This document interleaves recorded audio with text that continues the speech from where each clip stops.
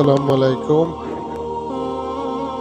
Saudi আরবের বুকে পুঁই শাক, আবার কোথায়? ছাদের উপরে। এটা হচ্ছে ছাদ আমাদের। কত সুন্দর হয়েছে দেখুন।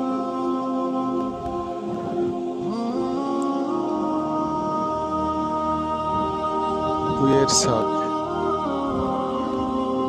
ওখানে করলা হয়েছিল, করলা গাছ শেষ হয়ে গেল। অ্যাভোকাডো একটা গাছ হয়েছে।